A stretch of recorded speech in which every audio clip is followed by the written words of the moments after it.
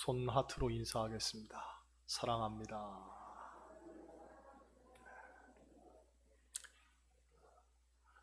따라하시겠어요? 너희 안에 이 마음을 품으라. 너희 안에 이 마음을 품으라. 빌립보서 2장은 바울의 기독론이 담겨있는 유명한 본문입니다. 즉 바울이 생각하는 예수 그리스도에 대한 고백이 나오죠. 사실 바울은 사도로서 큰 흠결을 갖고 있던 사람이었습니다. 왜냐하면 당시 사람들이 생각하는 사도의 기준을 전혀 충족시키지 못했기 때문입니다.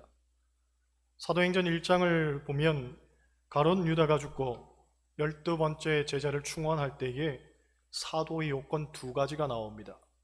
하나는 항상 우리와 함께 다니던 사람이어야 하고, 또 다른 하나는 우리와 더불어 예수의 부활하심을 증언할 사람이어야 한다는 거죠.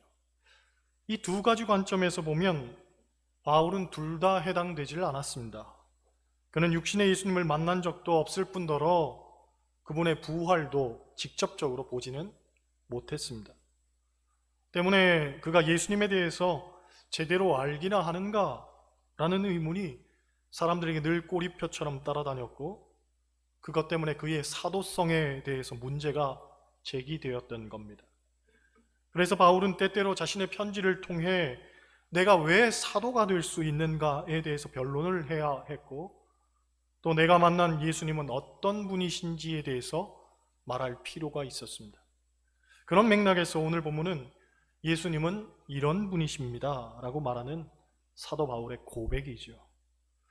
이 고백이 정말 중요한 이유는 이것을 통해서 그는 누구보다 확실한 사도가 되었을 뿐만 아니라 당시 사람들이 생각하는 이 사도의 기준을 확장시켜서 누구든지 이런 고백을 갖고 있으면 사도가 될 수 있다는 것, 즉 오늘을 살고 있는 우리 또한 얼마든지 사도로서 자리매김할 수 있다는 것을 인식시켜 주었기 때문입니다. 5절 한번 보겠습니다. 5절 같이 읽습니다. 너희 안에 이 마음을 품으라. 곧 그리스도 예수의 마음이니. 할렐루야. 여러분, 그리스도인이란 한마디로 예수의 마음을 가진 사람들입니다. 그렇기 때문에 우리의 신앙은 항상 마음에 그 근간을 두고 있어야 합니다. 사실 세상 사람들이 사는 방식을 보면 마음보다는 머리를 우선하지요. 그래서 세상에서는 IQ를 강조합니다. IQ란 지능지수입니다. 이를테면 머리 회전이 빠른 걸 말하죠. 그런데 머리 회전이 빠를수록 부정적인 면에서 무엇을 잘 하냐면 사기를 잘 칩니다. 우리나라 사람들이 세계에서 가장 똑똑한 머리를 갖고 있다고 하는데, 그래서 이제 OECD 국가 중 유일하게 범죄 가운데 사기가 1위입니다. 소위 사기공화국이라고도 하죠. 여러분 가운데도 사기를 당해본 분이 있을지 모르겠지만 이것이 보통 똑똑한 머리가 아니면 할 수 없는 일입니다. 그래서 요즘 교육에서는 새삼 강조하는 것이 EQ죠. 즉 감성지수입니다. 아무리 똑똑한 머리가 있어도 인간미가 뒷받침되지 못한다면 그 사람은 그저 무서운 냉혈 안에 머무를 수 있다는 것을 말하는 겁니다. 그런데 그리스도인은 거기에다가 한 걸음 더 나아가 SQ가 있어야 한다고 말합니다. SQ란 Spiritual Quotient, 즉 영성지수입니다. 이것은 다른 말로 예수의 마음이다, 이렇게 표현할 수가 있습니다. 여러분, 예수님이 어떻게 생겼는지 성경에는 전혀 언급되고 있지 않습니다. 때문에 여러분이 나중에 천국 가서 예수님을 만나면 전혀 뜻밖의 모습에 당황할지도 모르겠습니다. 성경학자들이 성경과 역사적 배경을 토대로 추론한 예수님의 얼굴은 이렇습니다. 일단 수염을 기르셨을 겁니다. 레위기 19장 27절을 보면 수염 끝을 손상시키지 말라고 했기에 오늘날에도 유대인들은 수염 기르는 것을 당연하게 여깁니다. 그러므로 당시에 예수님도 수염은 기르셨을 겁니다. 머리는 길거나 혹은 짧게 깎으셨을 것 같습니다. 아주 길었을 것으로 추론하는 이유는 나시린 때문이죠. 나시린은 머리에 삭도를 대지 않습니다. 그러니 예수님께서 나시린의 이 구별된 삶을 결단했다면 머리가 아주 길었을 것으로 생각이 됩니다. 반면 짧게 깎았을 것으로 추론하는 이유는 에스겔서 44장 20절 말씀에 기인합니다. 즉 머리털을 밀지도 말며 머리털을 길게 자라게도 말고 그 머리털을 깎기만 할 것이니라. 또 고린도전서 11장 14절에는 이런 말씀도 있습니다. 만일 남자에게 긴 머리가 있으면 자기에게 부끄러움이 되는 것을 본성이 너희에게 가르치지 아니하느냐. 곧 긴 머리는 부끄러운 것으로 여겼기 때문에 나시린이 아니라면 머리는 짧았을 겁니다. 얼굴은 잘생기셨을 것 같지만 안타깝게도 성경학자들은 못생겼을 것으로 추측합니다. 왜냐하면 이사야서 53장을 보면 그는 마른 땅에서 나온 뿌리 같아서 고운 모양도 없고 풍채도 없은즉 우리가 흠모할 만한 아름다운 것이 없도다 라고 말하죠. 즉 몸도 왜소했을 것으로 봅니다. 게다가 키도 별로 크지 않았을 것으로 추정합니다. 당시 유대인들의 평균 키가 155cm였는데 예수님의 키가 컸다고 해도 160cm 전후가 아니었을까 사료됩니다. 이런 점들을 종합해보면 예수님보다는 제가 인물이 훨씬 더 나을 거라고 생각합니다. 하지만 외모는 하나도 중요한 게 아니죠. 사람의 외모는 화무 11홍입니다. 금방 시들어버리죠. 중요한 건 마음입니다. 그래서 이 성경도 예수님의 외모를 언급하지는 않지만 그분의 마음은 굉장히 많이 언급합니다. 여러분, 우리가 예수님을 닮는다고 할 때 우리는 예수님의 마음을 닮아야 합니다. 우리가 알듯이 하나님은 외모를 보지 않고 중심을 보시죠. 곧 마음을 보십니다. 그러하게 우리는 항상 예수님 같은 마음을 품으려 노력해야 됩니다. 그렇다면 본문이 말하는 예수님의 마음은 어떤 마음인가? 몇 가지 살펴보려 합니다. 먼저 6절 보겠습니다. 6절 같이 읽습니다. 그는 근본 하나님의 본체시나 하나님과 동등됨을 취할 것으로 여기지 아니하시고. 아멘. 동등됨을 취할 것으로 여기지 아니하셨다는 말은 곧 마땅한 권리를 가졌지만 그것을 내려놓고 포기하셨다는 말입니다. 여러분, 오늘을 사는 우리에게 마땅하다, 당연하다는 말은 아주 익숙한 단어입니다. 왜냐하면 이것은 내가 가진 권리를 행사할 때에 사용하는 보편적 언어이기 때문입니다. 예를 들어 손님은 왕이다는 것, 우리 사회에서 당연하게 인식되는 일반적 정서입니다. 그러다 보니 정말 왕의 권리를 마땅하게 행사하려는 사람들이 생겨났습니다. 이런 사람들을 가리켜 우리는 무엇이라 부르냐면 갑질 손님, 진상 손님 이렇게 부릅니다. 그들은 되지도 않는 무모한 요구를 하면서도 그게 당연하고도 마땅한 권리라고 생각하는 거죠. 그리고 그 권리를 제대로 찾아먹지 않으면 오히려 바보 같은 일이라고 생각합니다. 얼마 전에 우리 사회에서 이슈가 되었던 일 가운데 하나가 호떡집에서 호떡을 잘라달라고 요구를 했는데 주인이 그 요구를 거절했다고 뜨거운 기름에 호떡을 집어던져서 주인이 화상을 입는 사건이 있었습니다. 곧 무리한 요구를 권리라고 생각하는 것이고 그 권리가 받아들여지지 않으면 불이익을 받는 것이라고 느끼는 것이고 이런 생각은 결국 폭력으로 재생산되는 거죠. 이것은 교회에서도 마찬가지라고 봅니다. 곧 교회는 주님의 교회고 우리는 부르심을 받은 청지기들입니다. 그런데 청지기가 청지기로서의 사명을 감당하기보다는 오히려 자기 권리를 내세우려고 한다면 문제가 생기는 거죠. 여러분, 신앙생활은 권리를 누리려고 하는 것이 아니라 권리를 포기하려고 하는 겁니다. 즉 신앙생활은 자기 의의를 충족시키기 위해서 하는 게 아니라 나는 죽고 예수로 살기 위해서 하는 겁니다. 그러니 나는 죽는다는 개념에서 보면 권리는 없는 거죠. 마땅한 건 없는 겁니다. 내려놔야 되는 거죠. 오직 주님께 순종하고 또 맡기고 사는 거죠. 이게 바로 주님의 마음인 겁니다. 세상에서는 마땅한 것이 자기 권리일 뿐더러 어쩌면 자기 권력이기도 합니다. 그래서 이것을 얼마만큼 쌓고 주도권을 갖느냐가 굉장히 중요한 문제가 됩니다. 그런데 교회에서는 다르죠. 얼마나 마땅한 것조차도 포기하고 희생시킬 수 있느냐가 결국 영적 권력이 되는 겁니다. 그러므로 우리는 자꾸 내려놓고 포기하고 이해하고 버릴 줄 알아야 됩니다. 그 사람이 정말 하나님께서 인정하는 사람이고 교회에서 대접받는 사람인 거죠. 할렐루야. 둘째로 7절 말씀 한번 보겠습니다. 7절 같이 읽습니다. 오히려 자기를 비워 종의 형체를 가지사 사람들과 같이 되셨고. 할렐루야. 여기서 비웠다는 것은 마음을 비운 걸 말하죠. 그 자신의 욕심과 탐욕과 정욕을 다 버렸다는 거예요. 그런데 오해해서는 안 되는 것이, 사실 비운다는 것은 불교의 핵심적 사상입니다. 불교가 던지는 가장 큰 화두가 비움입니다.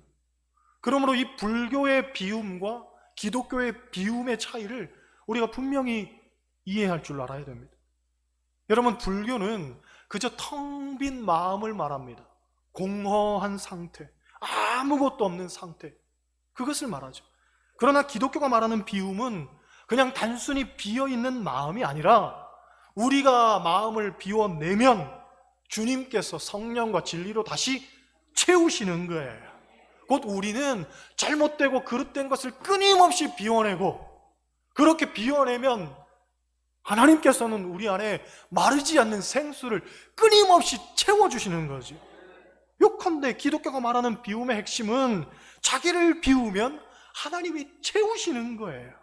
그것도 가장 좋은 것으로 채워주시죠. 여러분, 내가 스스로 무언가 담으려고 하면 이건 한계가 있습니다. 담을 수 있는 데에는 한계가 있습니다. 하지만 하나님이 채우시면 한계가 없습니다. 정말 한계가 없습니다. 어떤 책을 보니 내가 하는 일에 10% 성장이 있으면 그 사람은 괜찮은 사람으로 인정받고, 50%의 성장이 있으면 능력 있는 사람으로 인정받고, 100%의 성장이 있으면 그 사람은 최고의 사람으로 대접받는다라는 이야기가 있습니다. 그런데 가만히 돌이켜 생각을 해보면 100%의 성장으로 최고의 대접을 받는 사람도 사실 배수로 환산하면 몇 배입니까? 2배입니다. 2배의 성장밖에는 이루지 못하는 거죠. 100%는 2배로 환산이 되잖아요. 그렇죠? 그런데 성경은 우리가 열매를 맺을 때에 몇 배의 열매를 맺는다고 말하냐면 30배, 60배, 100배의 열매를 말합니다. 우리 교인들은 어지간해서는 놀라지 않죠. 2배만 해도 최고인데 30배, 60배, 100배, 까무러치는 사람이 한 2사람은 있을 줄 알았는데 실망입니다. 아무튼 하나님은 한계가 없는 분이라는 거예요. 그렇죠? 하나님께서 축복하실 때는 어떻게 축복하십니까? 누르고 흔들어 넘치도록 아멘 할 때까지 넘치도록 복 주시는 분이란 말이죠. 그러므로 그 하나님의 역사를 믿고 우리는 스스로 뭔가 자꾸 채우려는 노력을 하기보다는 정말 비워내는 노력을 해야 됩니다. 그래야 하나님께서 정말 가히 없는 것으로 채워주시는 거죠. 여러분, 주변을 보면 비우기보다 채우는 데 익숙한 사람들을 많이 봅니다. 안타깝게도 그리스도인이라고 해서 다르지는 않습니다. 예전에 제가 강화도에 집회하러 갔다가 그 근처에서 목회하는 친구 목사를 만났습니다. 저하고 만나는 날 교회 집사님 장례식을 다녀오는 길이라면서 이런 이야기를 합니다. 교회에 집사님 한 분이 계셨는데 농사 짓는 분이었다고 합니다. 어느 날 몸이 안 좋아서 병원에 갔더니 의사가 암이라는 거죠. 빨리 수술해야 된다는 겁니다. 몸도 안 좋고 암 치료에 돈도 많이 들 것 같으니까 이분이 그동안 농사 짓던 땅을 팔려고 내놨습니다. 그런데 놀라운 것은 땅을 내놓은 그 순간부터 여기저기 부동산에서 전화가 빗발치더니 서로 사겠다고 난리더라는 거예요. 도대체 무슨 일인가 하고 알아봤더니 얼마 전에 그 땅 옆에 대기업에서 큰 규모의 콘도를 짓기로 결정을 한 거예요. 그러니까 덩달아 그 옆에 있던 집사님 땅도 땅값이 폭등을 한 거죠. 문제는 이 집사님이 돈이 없는 분이라, 농사 짓던 분이라 병원비 하려고 땅을 팔려고 했는데 갑자기 땅값이 천정부지로 치솟아 오르니까 욕심이 난 거죠. 조금만 더 붙들고 있으면 땅값이 더 오르겠지 하고서 기다린 거예요. 물론 그 사이 땅값은 엄청나게 올랐습니다. 엄청나게. 하지만 그러다가 때를 놓쳐서 암 치료를 못 받고 허망하게 돌아가신 거죠. 친구 목사가 바로 그분의 장례식에 갔다 오는 길이라면서 저에게 한숨을 짓는 거예요. 그놈의 땅이 뭔지, 그놈의 땅이 뭔지. 오늘도 여러분 머릿속에 땅 생각하는 분이 혹 있을지도 모르겠지만 그놈의 땅이 뭔지. 셋째로 예수님은 종의 형체를 가졌다고 합니다. 곧 예수님은 얼마든지 주인이 될 수 있었음에도 불구하고 종이 되셨습니다. 이 종됨의 진수가 성경에서 제자들의 발을 씻어주신 사건이라고 생각합니다. 팔레스타인의 흙길을 이리 거닐고 저리 거닐다 보면 발바닥은 아주 더럽고 지저분해집니다. 그 발을 갖고 남의 집에 들어가는 것이 결례가 되기 때문에 집집마다 현관에는 발 씻는 물동이를 비치해 놓았고 부유한 집에서는 발 씻는 종을 두었다고 합니다. 일반적으로 가장 하찮은 허드렛 일을 하는 종이 발 씻는 종입니다. 그런데 그 일을 누가 하셨다는 거예요? 예수님이 하셨다는 거예요. 요한복음 13장을 보면 예수님은 이런 말씀하십니다. 내가 주와 또한 선생이 되어 너희 발을 씻었으니 너희도 서로 발을 씻어주는 것이 옳으니라. 내가 너희에게 행한 것 같이 너희도 행하게 하려 본을 보였노라. 할렐루야. 여러분, 신앙생활을 표현하는 말이 여러 가지가 있지만 어떤 면에서는 서로 발 씻어주는 일이라고 말할 수 있습니다. 성경시대뿐만 아니라 지금도 사람의 가장 더러운 부분이 발입니다. 제 아들이 밖에서 노는 걸 좋아해서 가끔 보면 발톱에 때가 시커멓게 껴 있습니다. 이건 단지 씻어서 될 문제가 아니라 제가 일일이 하나하나 다 빼줍니다. 그런데 그렇게 빼주다 보면 저도 속이 울렁거립니다. 별로 유쾌한 일은 아니기 때문에 그렇죠. 유쾌한 일은 아닙니다. 하지만 당연히 해야 되는 일입니다. 당연히 해야 되는 일입니다. 왜? 아들이 못하니까 아버지가 대신 해줘야 될 것 아니겠습니까? 마찬가지로 신앙생활이 발 씻어주는 일이라고 할 때에 가장 더러운 것, 우리는 받아주고 감내해야 함을 의미합니다. 물론 유쾌하지 않습니다. 유쾌하진 않습니다. 그러나 당연히 해야 되는 일입니다. 여러분, 신앙생활이 좋은 사람들과 좋은 일만 겪으면서 단지 서로 하하호호 하는 일이라고 생각하면 오산이죠. 자고로 신앙생활은 십자가 지는 일입니다.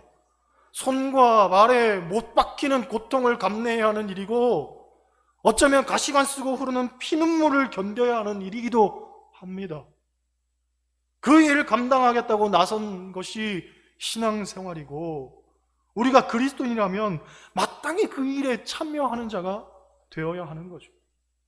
게다가 우리는 그리스도 안에서 한 형제 자매 되었습니다.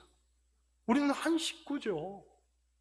사랑하는 식구들의 더러운 발, 즉 그들의 허물과 수치를 우리가 함께 닦아주고 씻어주는 것, 이게 신앙생활입니다. 다른 게 신앙생활 아니에요. 발 씻어주는 게 신앙생활이란 말이죠. 그런데 수십 년 신앙생활 하면서도 그건 못하겠다고 웅석바지처럼 떼를 쓴다면 그 사람 가리켜 어찌 그리스도인이라고 말할 수 있겠습니까? 주님은 선생이요 스승이었습니다. 곧 선생과 스승으로서 얼마든지 자기 권리를 내세울 수 있었습니다. 그러나 주님은 그렇게 하지 않으셨습니다. 종처럼 발 씻어 주셨습니다. 그리고 우리에게도 발 씻어 주라고 말씀하신 겁니다. 당연히 우리는 종의 각오를 갖고 더러운 발도 씻어줄 각오로 신앙생활 해야 되는 겁니다. 할렐루야. 9절 10절 보세요. 9절 10절 같이 읽습니다.